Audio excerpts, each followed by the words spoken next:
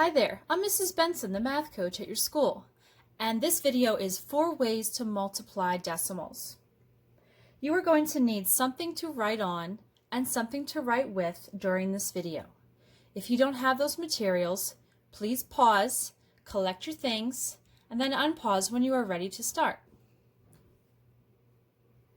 Are you ready? Let's begin. The first method I'm going to show you to use to multiply decimals uses base 10 blocks. Now I understand that it's very likely that you do not have these blocks at home. So you can sit back and relax and watch this method. This method will then explain how to do the next part, which is modeling of the base 10 blocks. Now let's get those blocks. Here are the base 10 blocks that we are going to use to multiply 2 6/10 by 1 4/10. The first thing that we want to do is we want to represent 2 6/10 using our base 10 blocks. We're going to start that by using what you would normally consider hundreds when you're thinking of whole numbers. But when we're talking about decimals, this flat of 100 small cubes is actually worth 1 whole. So this is 1 whole. This is another whole. So now we have 2 wholes. Now we need our 6/10.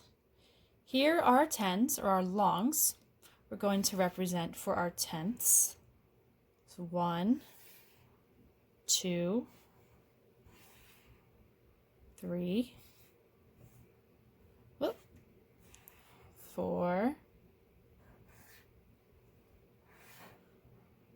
5, and 6. So we have 2 6/10. Now we need to show 1 4/10. So 2 6/10 going across, multiplied by 1 4/10 going down. We already have 1 whole going down, so we just need to add the 4/10. So there's 1, 2, 3, 4/10. So now we are set up to continue. We have 2 6/10 times 1 4/10. But because this base 10 method helps us lead into the area model for multiplying, we actually need to fill this in. So we need to fill this in with more tenths.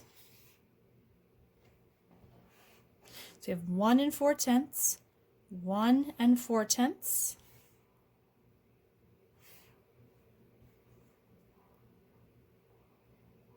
And as you can see, these are a little awkward because they are just little strips of paper. So I didn't want to waste your time by trying to move around a bunch of tiny little squares for those 100th units. So I'm just going to use a marker for this. We're now going to fill this in with hundreds. You can see we can't fill them in with tenths because while it's not shown the best here, if we were to line these up side by side without any spaces in there, you would see it is not a full whole.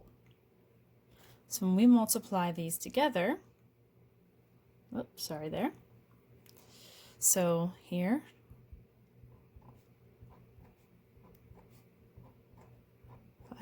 6 across, 1 for each of these tenths, and 1, 2, 3, 4 down. Now I'm going to pause the video, fill in the rest of these hundredths X's to represent, and then we'll continue. And here you go. What we have to do next is count up each of the separate sets represented here, ones, tenths, and hundreds, and we're going to write in each of the columns underneath how many of those blocks we have here. So let's start with the hundredths.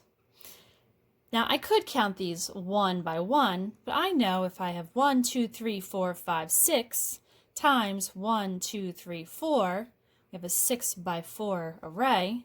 6 times 4 gives us 24. Then let's look at the tenths. We know we have 1, 2, 3, 4, 5, 6, 7, 8, 9, 10, 11, 12, 13, 14. We have 14 tenths blocks. And ones, we have 1, 2.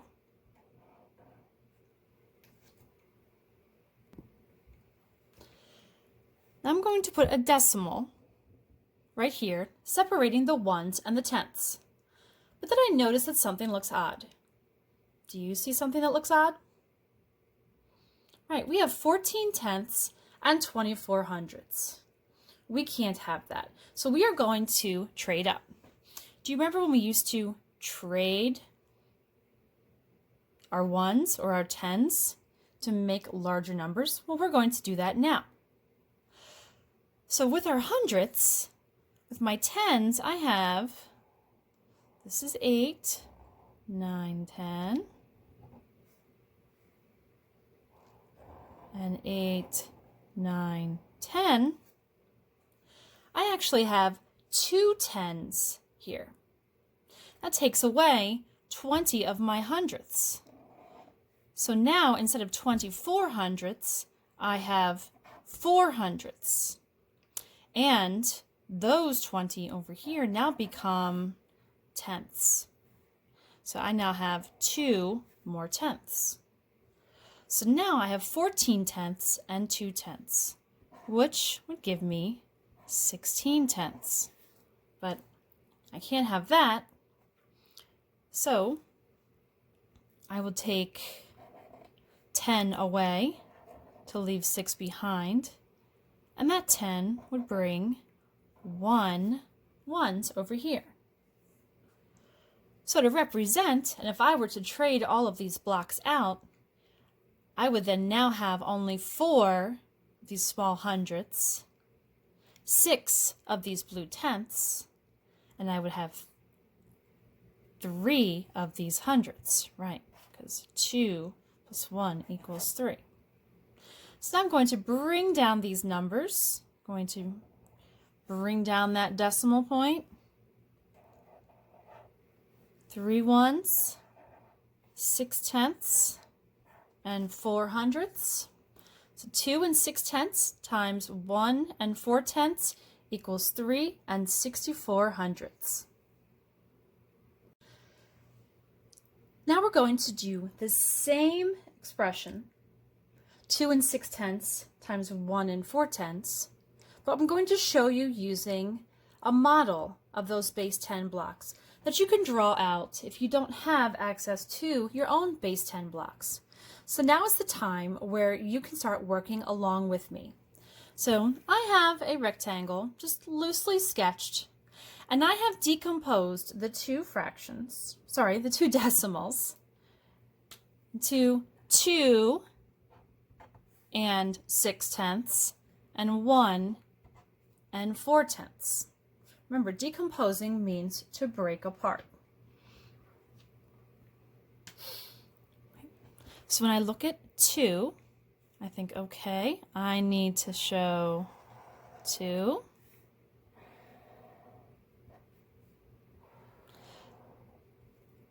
Just like I had my 2 holes, with the previous example.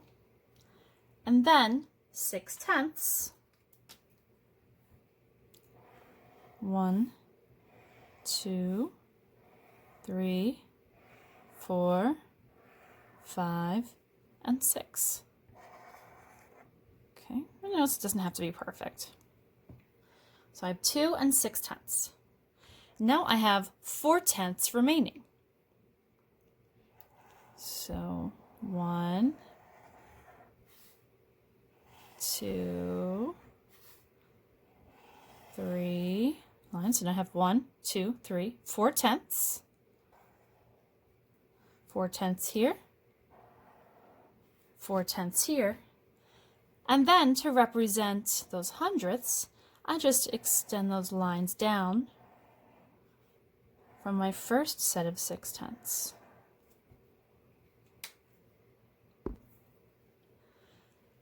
Okay, so now I can represent each of these places, my ones, my tenths, and my hundredths, by writing them out. So I have 2. I'm going to write that decimal because I know that I have to line up my decimals. And sorry, I'm going to move my camera down a little bit. Okay. And actually, maybe even better, I'm going to move it off to the side. I want to make sure that you can see everything clearly. So we'll ignore that. Okay, so I have 2. And like I said, I'm going to include that decimal because I know I'm adding decimals, and that decimal is there in place for that placeholder 0 in the tenths place. It also is going to help us line up our decimals for the other ones that we're going to fill in now. So now tenths, 1, 2, 3, 4, 5, 6, 7, 8, 9, 10, 11, 12, 13, 14, just like we did there. Now, a very common mistake right now would be to write 14 tenths here. And if I were to do 14 tenths here, it wouldn't be 14 tenths. It would actually be 14 hundredths, right? So 14 tenths actually looks like this. And then, finally, we have our hundredths. Now remember, 1, 2, 3, 4, 5, 6 times 1, 2, 3, 4. That gave us 24 hundredths. Since we say 24 hundredths, that's how we write it. So we line them up, fill them in, bring it down. If you remember that from my adding and subtracting decimals video. Then we add 4, 6, and 3. And again, there you go. You see that same product of 2 and 6 tenths and 1 times 1 and 4 tenths. So it's 3 and 64 hundredths. And you also saw that product with the first example. Okay, let's see this written out as an area model. Here is our setup for our area model. For the sake of saving time, you see that I have already set it up just like we did with the model of the base 10 blocks, with decomposing with 2 plus 0 and 6 tenths and 1 plus 0 and 4 tenths. If you need to pause the video now in order to get set up with your area model, do that. If not, we're going to continue.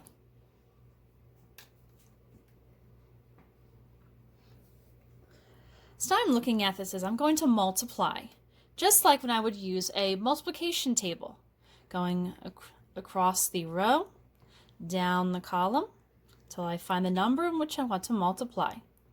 So 2 times 1.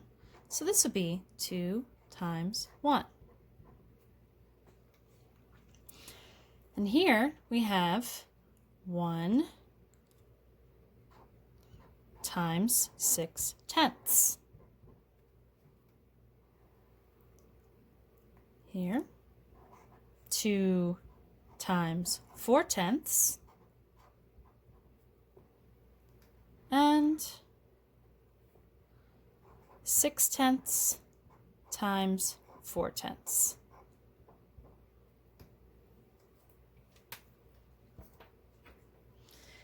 Okay, now we're not done yet. We do need to find the products of each of these. So 2 times 1 gives us 2. 1 times 6 tenths is 6 tenths. Any number multiplied by 1 is that number. Then 2 times 4 tenths is 8 tenths. Think of that as if I had 2 4 tenths, it would just be like 4 tenths plus 4 tenths. Gives us 8 tenths. And then 6 tenths times 4 tenths gives us 24 hundredths. Now I'm going to take each of these numbers that I wrote in green. Okay, get my decimal so I can line them up. It doesn't matter the order.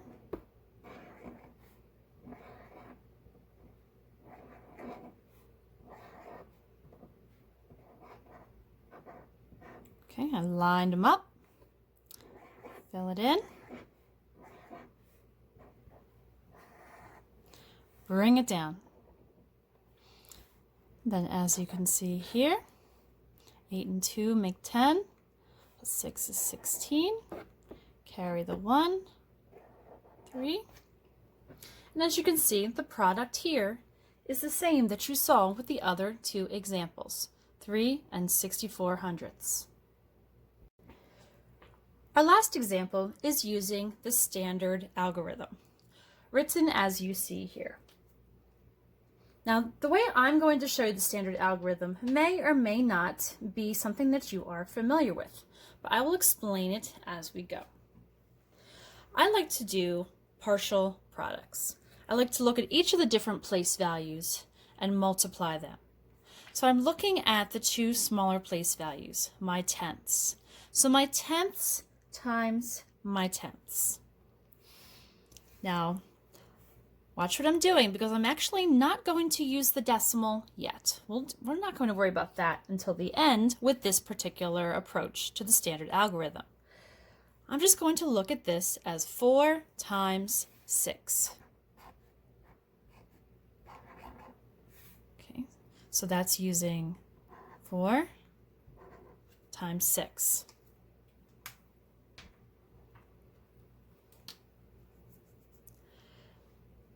Next, I'm going to think of this as 4 times 20.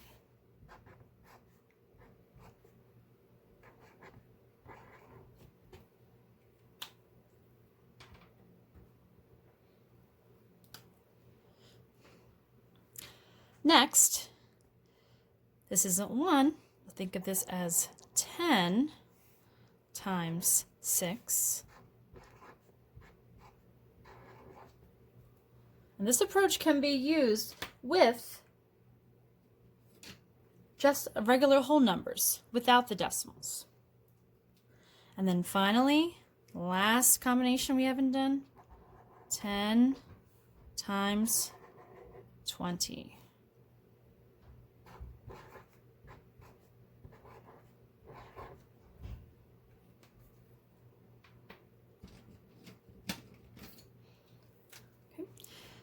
So we're going to find the products of each of these.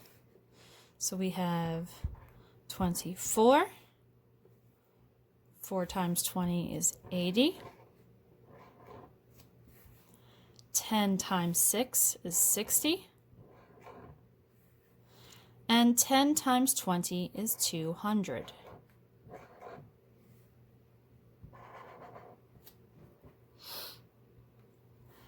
So now I'm going to add them up. I have 4,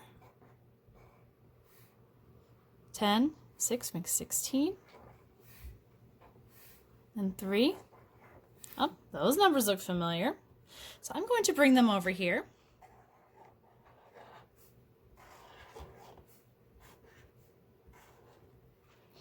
But I can't be done.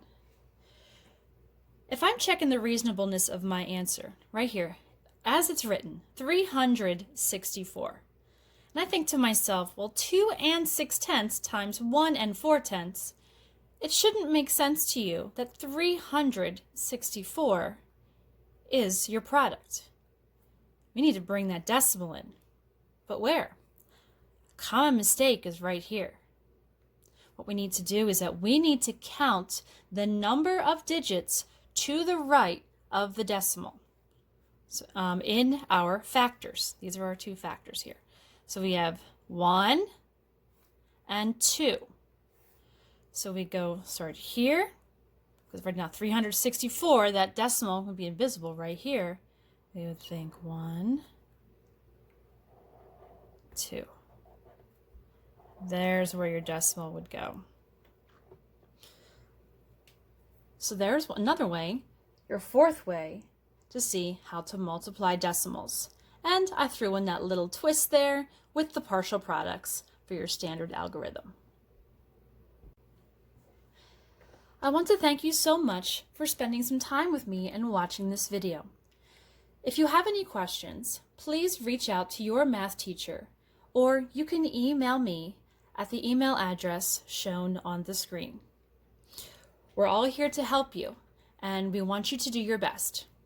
So thank you very much. We'll see you next time. Bye now.